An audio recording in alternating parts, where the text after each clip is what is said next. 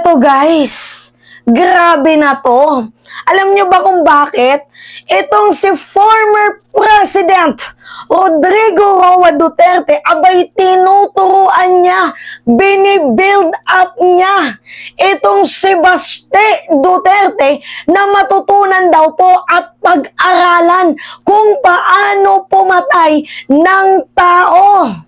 Kasi wala daw pong silbi ang pagiging alkalde or presidente ng isang tao kung hindi daw po ito marunong pumatay ng tao. Yan po guys yung advice ni former President Rodrigo Roa Duterte sa kanyang anak na si Baste. So alam nyo naman lahat no, na nag-announce na itong si Vice President Sara Duterte na tatakbo bilang senador yung tatlo. Itong tatlong itlog, si Duterte, Baste, Duterte Pulong at si former President Rodrigo Roa Duterte. And according sa kanyang interview na din mismo, binulatlat niya na ayaw niya na daw magpresidente si Sara Duterte bagkus ang itatakbo nila, ang ipapalit nila sa posisyon kung sakali man ay itong si Baste Duterte. Kung sakaling totoo man, ipagpalagay na lang natin na kung sakaling totoo man, iboboto nyo ba? Kasi wala, ito na hindi tayo nagpa-fake news dito. Hindi tayo nagpa-fake news dito. Totoo yung sinasabi ko na inadvisean ni former President Duterte itong kanyang anak na si Baste Duterte na pag-aralan ang pumatay ng tao. Sinabi niya yan sa isang interview.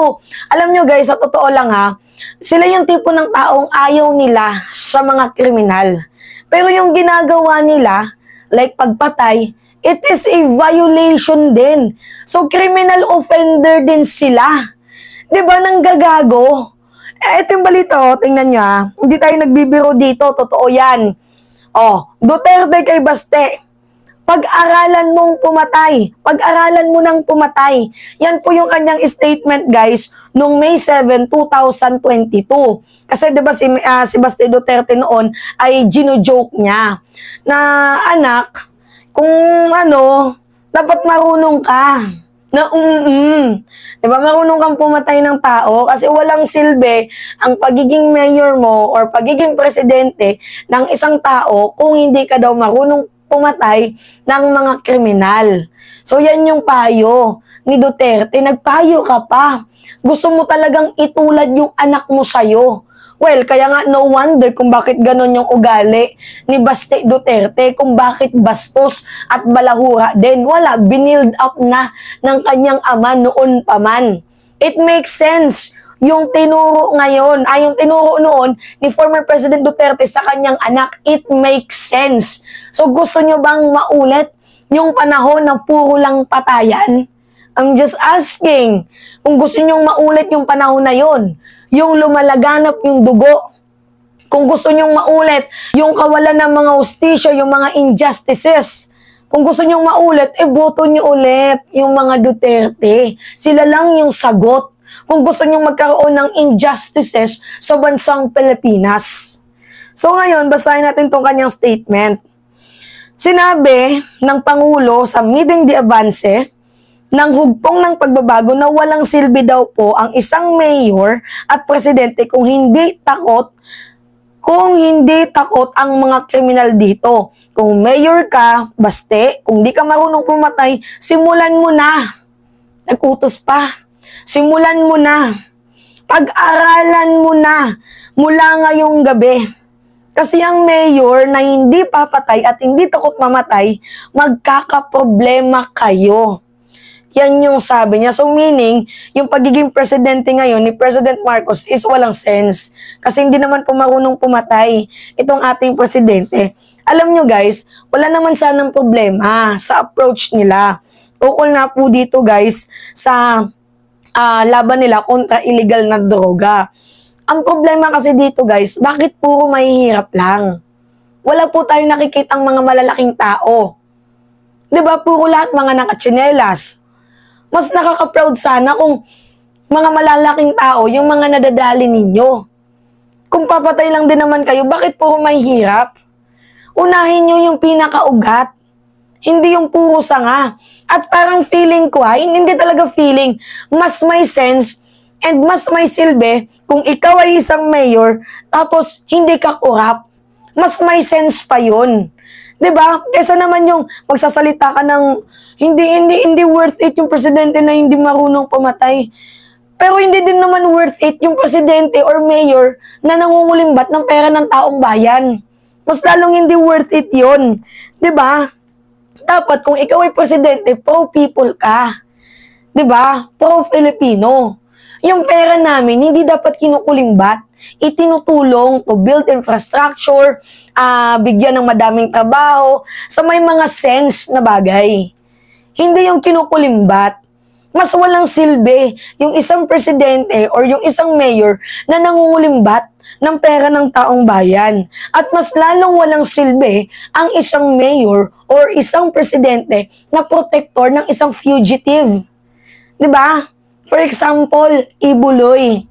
At mas lalong walang silbi ang isang mayor or isang presidente kung hindi man lang kayang ipaglaban ang ating bayan laban sa mga mapang-abusong mga dayuhan. Mas walang silbi yun. Yun yung totoo. 'Di ba? Tapos sasabihin mo na para mas magkaroon ng silbi, ang isang tao dapat marunong pumatay. Ang isang presidente or isang mayor. Kasi kung hindi marunong pumatay, walang silbi. Mas lalong walang silbi yung binubuli na tayo tapos hindi ka man lang nagsasalita. Mas walang silbi yun. At mas lalong walang silbi din yung nangungulimbat ng pera ng taong bayan. Walang silbi din yun. 'Di ba? Walang silbi yung pagiging protector mo sa mga fugitive na tao. Criminal offender, human rights violator. Mas walang silbi yun. Kung ikaw ay presidente, tapos protector ka ng mga kriminal. 'Di ba? Mas lalong walang silbi din yung presidente or mayor na nasasangkot sa mga illegal na gawain, such as pogo. Mas walang silbi yun. 'Di ba? Tapos dyan ka pa nakapag-focus sa hindi, walang silbi ang isang mayor o presidente kapag hindi marunong pumatay. Hindi naman umiikot sa patayan yung buhay ng presidente. Hindi naman umiikot sa patayan yung buhay ng mamamayang Pilipino. 'Di ba? Hindi din naman nakaikot ang problema ng bansang Pilipinas nang dahil lang sa droga. Ang daming problema ng bayan. Napakadami, hindi lang yan. Tapos tatawagin mong walang silbi, di porket hindi marunong pumatay, walang silbi na agad. Hindi naman kasi lahat ng presidente katulad mo na mamamatay tao, na ginagawa mong baboy ang mga mamamayang Pilipino, na ang bilis lang sa'yong kumitil ng buhay. Hindi lahat katulad mo. Meron pa ding mga iilang presidente na ina-uplift yung human rights. Hindi naman kasi lahat katulad mo.